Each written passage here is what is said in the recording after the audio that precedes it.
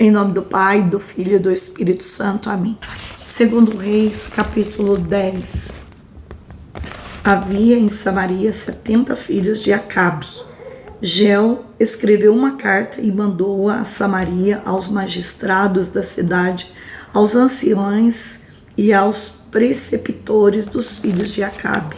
Dizia na carta: logo que receberdes esta carta, vós que tendes convosco os filhos de vosso soberano, como também carros, cavalos, uma cidade fortificada e armas, escolhei o melhor e o mais qualificado dos filhos do vosso soberano, e pondo no trono de seu pai. Em seguida começou a luta pela casa do vosso soberano. Eles, porém, muito atemorizados, disseram: 2 reis não o puderam enfrentar, como poderia nós resistir-lhe? O prefeito do palácio, o comandante da cidade, os anciões e os preceptores dos filhos de Acabe mandaram a Jeiel a seguinte resposta: nós somos teus servos, faremos tudo o que nos disseres, e não elegeremos rei sobre nós. Faz como melhor te parecer. Escreveu-lhes Jeiel uma segunda carta, na qual dizia: se estáis do meu lado, se quereis obedecer às minhas ordens, tomai as cabeças dos filhos de vosso soberano e apresentai-vos a mim amanhã e a esta hora em Jezreel. Os filhos do rei, que eram em número de 70, encontravam-se na casa dos grandes da cidade que os educava. Logo que lhes chegaram a carta de Jeiel, tomaram os 70 príncipes e os massacraram. Puseram em seguida suas cabeças em cestos e as mandaram a Jeiel, em Jezreel. Um mensageiro viera anunciar que tinha trazido as cabeças dos filhos do rei. Jeiel disse: colocai-os em 2 montes, à porta da cidade, até amanhã cedo. Chegando amanhã, saiu diante de todo o povo e disse: vós sois justo, eu conspirei.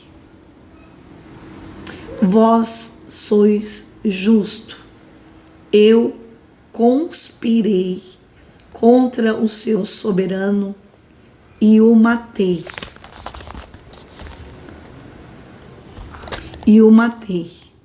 Mas esses aqui, quem os feriu? Ficai, pois, sabendo que não se perde nenhuma das palavras anunciadas pelo Senhor contra a casa de Acabe. O Senhor realizou o que ele havia predito pelo seu servo Elias. Jeiel feriu também todos os que estavam da casa de Acabe em Jezreel, todos os seus principais oficiais, seus servos, seus sacerdotes, sem deixar sobreviver um sequer dentre eles. Depois encaminhou-se para Samaria, chegando a Bet-Qued-Eroim, que está junto do caminho. Encontrou os irmãos de Ocosias, rei de Judá, e perguntou-lhes: quem sois vós? Nós somos irmãos de Ocosias. Responderam eles: descemos-nos para fazer uma visita aos filhos do rei e aos filhos da rainha. Jeiel ordenou: tomai-os vivos. Eles se prenderam vivos e os massacraram junto da cisterna de Bet-Qued, de 42, que era. Jeiel não deixou sobreviver um sequer. Deixando aquele lugar, Jeiel encontrou Jonadab, filho de Recabe, que vinha ao seu encontro, e saudou, dizendo: teu coração é leal para comigo, como é o meu para contigo? Sim, respondeu Jonadab. Então dá-me tua mão. Ele deu a mão, e então Jeiel fê-lo montar no seu carro junto dele. Disse-lhe: vem comigo e verás o zelo que tenho pelo Senhor. Ele levou em seu carro, tendo entrado em Samaria, exterminou todos que estavam da casa de Acabe e destruiu-o completamente, como o Senhor tinha dito a Elias. Jeiel convocou todo o povo e dirigiu-lhe a palavra nesses termos: Acabe serviu um pouco a Baal, e Jeiel o servirá muito mais. Convocai junto a mim todos os profetas de Baal, todos os seus fiéis, todos os seus sacerdotes. Não falte um só deles, pois quero oferecer a Baal um grande sacrifício. Todo aquele que faltar perderá a vida. Mas isto era simplesmente um laço para destruir todos os adoradores de Baal. Depois dessa publicação, Geu deu esta ordem: publicai uma assembleia solene em honra de Baal. Depois mandou mensageiros por todo Israel para chamá-los, e os adoradores de Baal compareceram todos. Não faltou nenhum. Reuniu-se no templo de Baal, que ficou lotado de uma extremidade à outra. Geu disse ao guarda do vestiário: dá vestes a todos os adoradores de Baal. O guarda distribuiu vestes a todos eles. Geu entrou no templo com Jonadab, filho de Recabe, e disse aos adoradores de Baal: vede bem que não haja convosco nenhum dos que servem ao Senhor, mas somente os adoradores de Baal. Eles entraram, pois, para oferecer sacrifício e holocausto. Ora, Geu postara 80 homens do lado de fora e dissera-lhes: aqueles dentre vós que deixar escapar um só destes homens, que entrego nas suas mãos, responderá com a sua própria vida pela do outro. Terminados o holocausto, ordenou Geu aos guardas e aos oficiais: entrai e feri-os, não deixeis escapar nenhum deles. E assim caíram todos a fio de espada. Depois disso, os guardas, os oficiais, lançaram fora os cadáveres, entraram no santuário do templo de Baal, tiraram dali o ídolo e o queimaram. Derrubaram a estela de Baal e demoliram o templo, transformando em privados que existem ainda hoje. Foi assim que Geu exterminou Baal de Israel. Todavia não se desviou dos pecados de Jeroboão, filho de Nabate, que levava Israel ao pecado, pois deixou subsistir os bezerros de ouro de Betel e de Dan. O Senhor disse-lhe: pois que fizeste o que é agradável aos meus olhos, tratando a casa de Acabe como queria, teus filhos ocuparão o trono de Israel durante 4 gerações. Entretanto, Geu não cuidou de seguir de todo o coração a lei do Senhor, Deus de Israel. Não se desviou dos pecados de Jeroboão, levara Israel a cometer.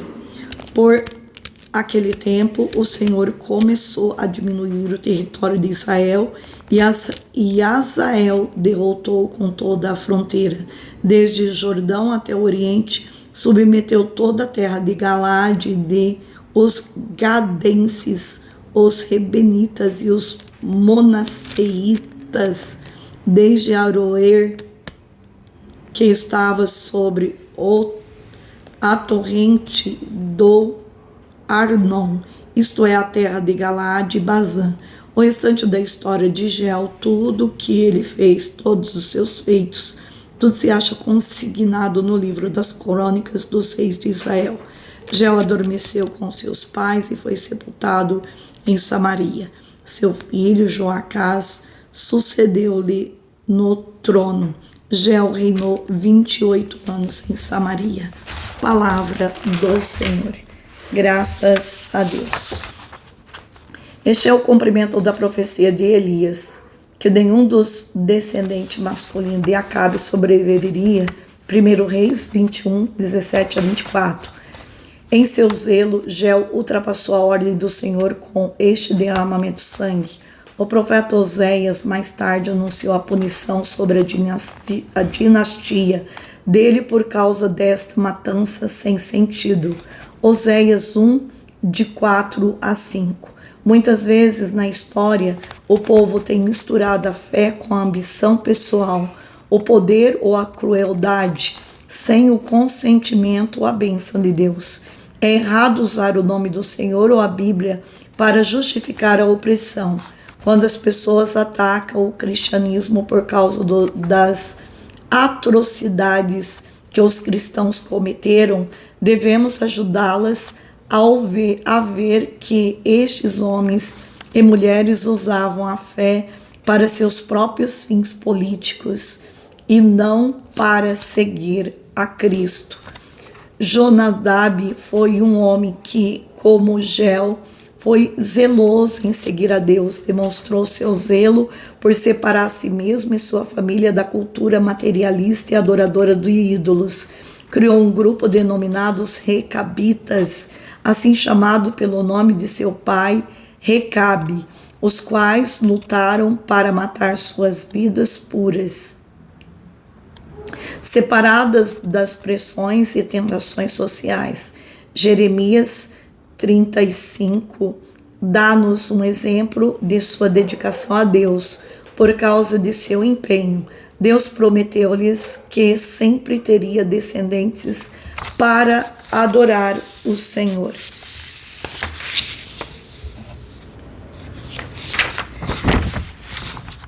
Israel não devia tolerar qualquer princípio que não adorasse a Deus verdadeiro. As religiões das nações vizinhas eram más e corruptas, traziam a destruição da vida, não a sua manutenção. Israel foi uma nação especial do Senhor, escolhida para ser um exemplo do que era correto.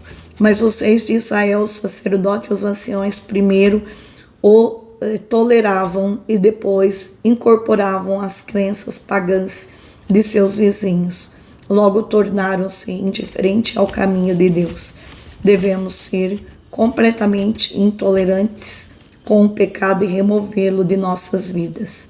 Devemos ser tolerantes com as pessoas que mantêm diferentes pontos de vida, porém não devemos aceitar crenças ou práticas que levam as pessoas fora dos padrões de vida ordenada pelo Senhor.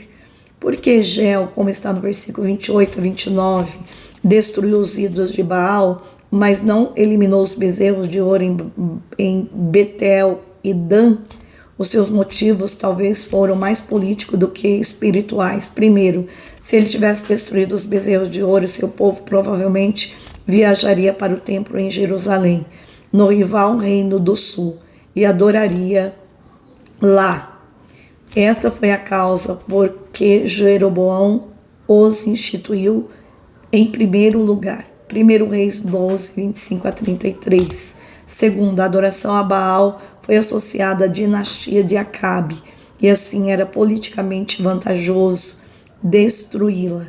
Os bezerros de ouro, por outro lado, tinham uma longa história no reino do norte e eram apreciadas por todas as fações políticas.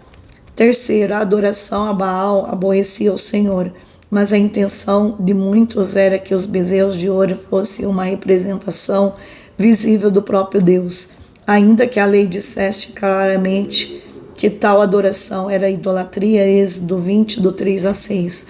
Como Geu, é fácil denunciarmos os pecados dos outros enquanto ocultarmos o erro em nossa própria vida. Geu fez muito do que o Senhor lhe tinha dito que realizasse, porém não lhe obedeceu de todo o coração. Tornou-se instrumento de Deus para efetuar a justiça, mas não se tornou servo do Senhor. Como resultado, oferecia a Deus apenas um louvor de seus lábios, enquanto permitia a adoração aos bezerros de ouro. Verifique a condição de seu coração em relação ao Senhor. Podemos ser muito ativos em nosso trabalho para Deus, porém sem lhe dedicarmos uma sincera obediência do coração, que é o que Ele deseja. Que Deus nos abençoe e nos ilumine em nome do Pai, do Filho e do Espírito Santo. Amém.